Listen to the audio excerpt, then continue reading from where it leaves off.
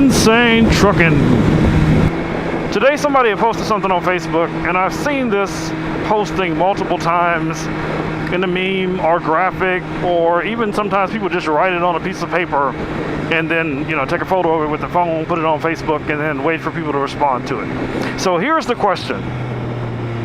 Would you rather have a woman with a beautiful face, no boobs, no butt, or a chick with a big butt, big boobs, and a butterface? Or the third option would be a chick with a butterface, a very, very average body, but she's got a good personality. Then the fourth option would be all straight up supermodel type with a really, really, really bad attitude. So I'll leave it to you guys in the comments to tell me, you know, what you think. You know, that's one of those things that, you know, it's a very difficult thing to answer a question like that, because most people are not gonna be honest. You know, they're gonna come up with the PC answer they think they're supposed to give, so that they don't offend anyone, and just in case their girlfriend or wife or something by chance sees this video, and they'll go, oh honey, see, you know, I didn't say, you know, I'd rather have a woman more beautiful than you because, you know, she falls in a certain category. I believe that all women are beautiful within a certain category, or however you want to look at it. But let's be real, guys. Everybody is not beautiful. So that all certain ethnicity women are beautiful, all certain height women are beautiful, you know, yeah, I guess in some way that could be considered to be true, but let's be realistic about it. That's not the person that we're going to notice, you know, walking in the mall, or, you know, take a second look at something they post on Facebook, unless they're going, you know, really, really extreme or something. So I think it's a time where it's fair for us to start being realistic about our expectations. And, you know, in a lot of ways, you know, it benefits the woman as well, because you don't go into a relationship or a semi-relationship or a friends with benefits scenario, and she's thinking, hey, you know, because, you know, we hitting it on a basis, you know, on a regular basis, you know, we got a chance of being a couple. If you're not truly happy with that person, and ladies, this applies to you as well, but, you know, generally women, it's a little bit different, because, you know, once they're with someone for a certain period of time, it becomes an emotional bond. I'm not saying that guys, we don't have that same bonding or commitment, but in the beginnings of a relationship, it's a lot easier for us to walk away than I believe it is for some women. I mean, they may say different, but we all know, we've all seen it. We all have sisters and cousins, and some of us daughters, and we know the reality of that scenario. So it is what it is.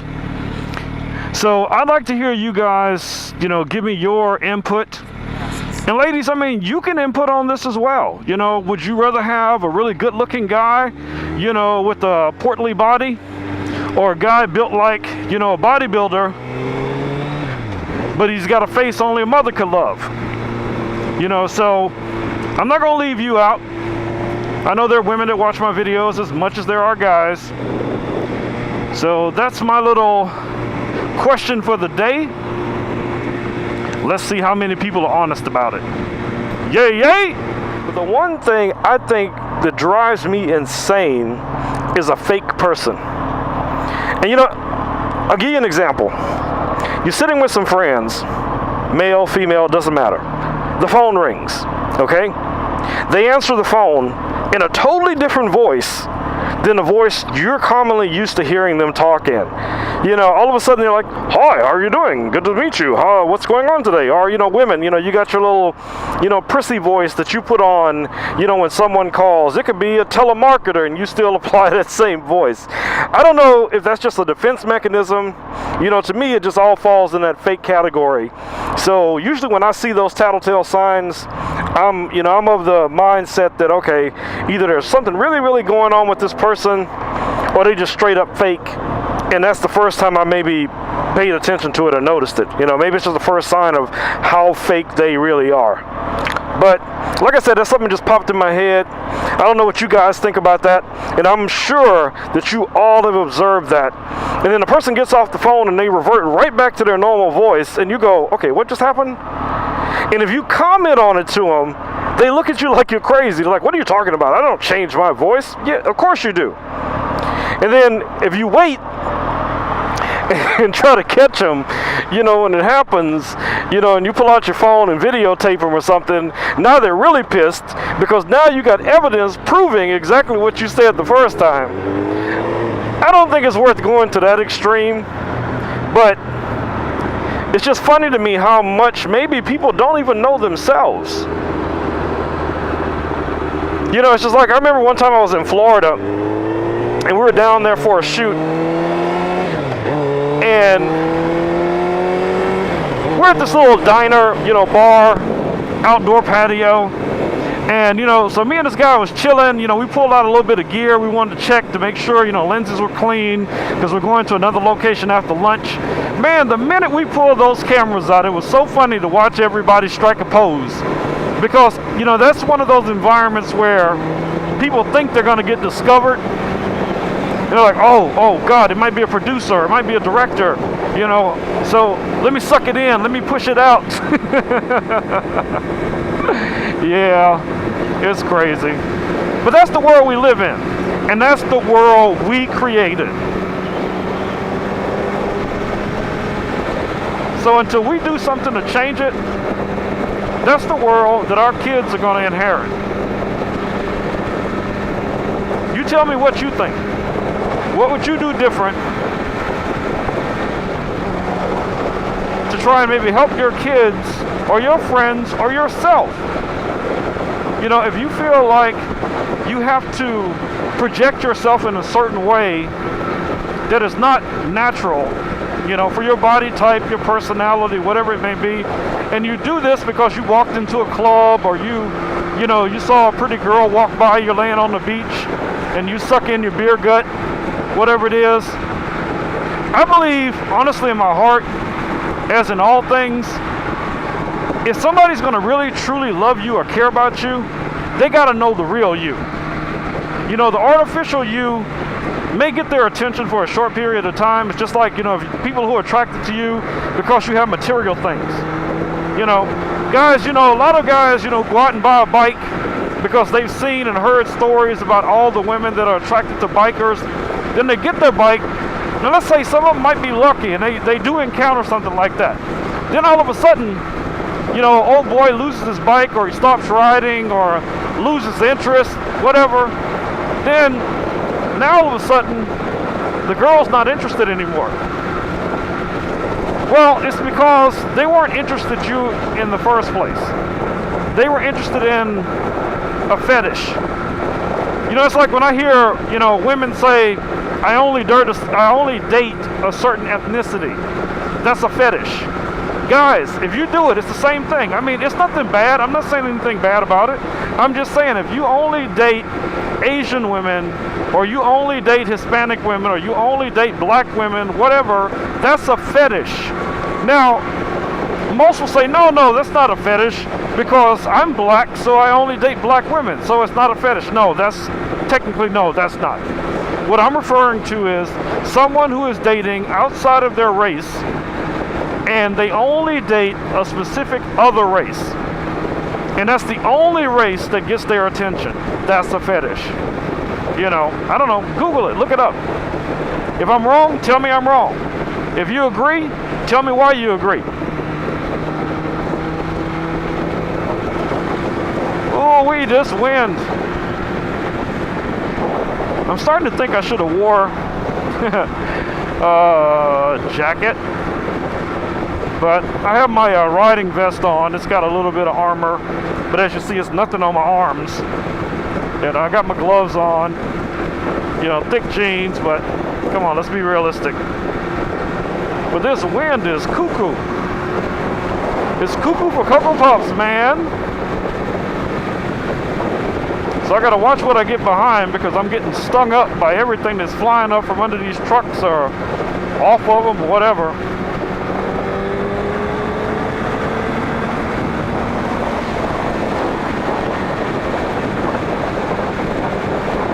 Yep.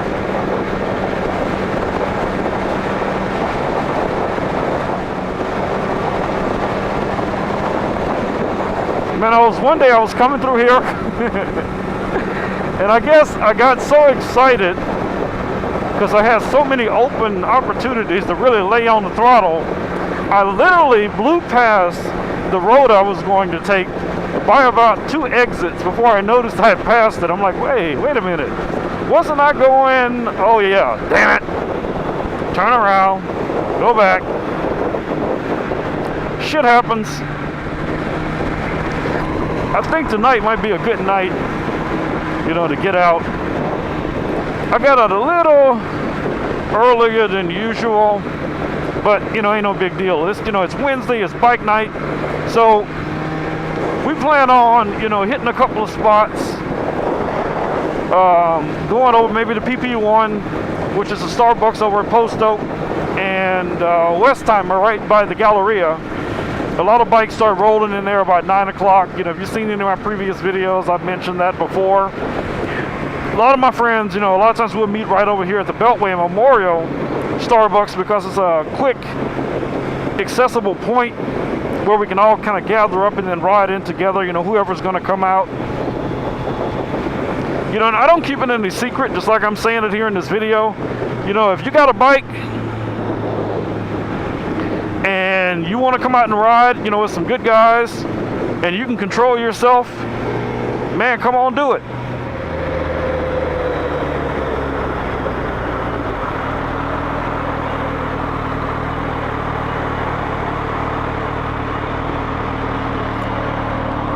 So I got these gloves. These are Icons. I have Alpine Star, I have some no-name brand ones that I wear, and it's so funny, man. It feels like the no-name brand ones fit the best, but it's the first time I've actually worn these, so I'm gonna give them a chance to break in and see if I like them. So a couple of months ago, I'm just checking out Craigslist, seeing what was out there. I had some friends looking for bikes, and I ran across this guy that was selling a Shoei helmet. So it was a brand new helmet, 2 visors, medium, and I wear a medium, and I'm like, okay, cool, that's a good deal. It's like $150, $125, something like that. So when I went over to his house to pick up the helmet, he comes out with a whole bunch of gear. He's like, oh, I got these gloves, so he had a pair of Alpine gloves, these Icon gloves, a motorcycle ramp, all kind of shit. He's like, man, give me $50 more and you can have all this stuff. So I'm like, dude, what happened? Why don't you want this stuff anymore? He's like, well, I went and I took the class and I was gonna buy a bike and I was all excited about it, and I'm like, yep, that's what I hear with most. And he's like, yeah, I got a bike from a friend of mine to let me keep his bike for about a week or 2. The first time I went out and rode in Houston traffic, I was like, nope, that's not for me. So basically, he sold all his shit. And he sold it cheap. I mean, if you know, Shoeis are expensive helmets. So you add that plus the gloves, all the other stuff. So for like, I think $170, I think it was, maybe. I wound up getting a helmet, 2 pair of gloves. See, one of my guys already here. So to me, that was a hell of a deal. All right, guys, I'm gonna end this video right here. But I'm sure later tonight, or whenever we ride out, there will be an amendment to this video. I'll see you guys later tonight. Peace. I'm out.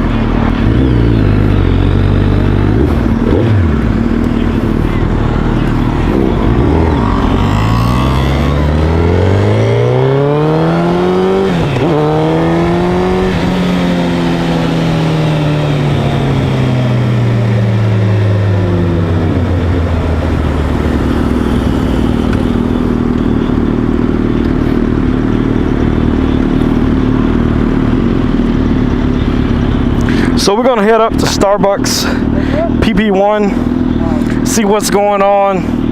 It's Wednesday night, so usually we don't stay out too late on Wednesday nights because a lot of times the popo comes out looking for the hooligans and we don't want to get caught up in their shenanigans. Yeah.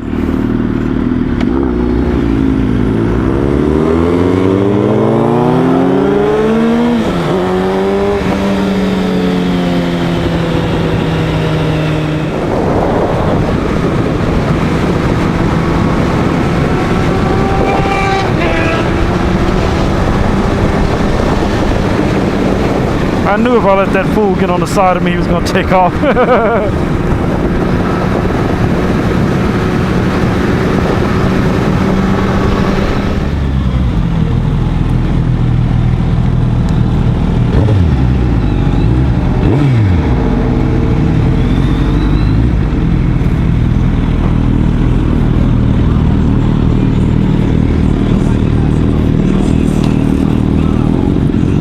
Are you coming out? Are you coming out?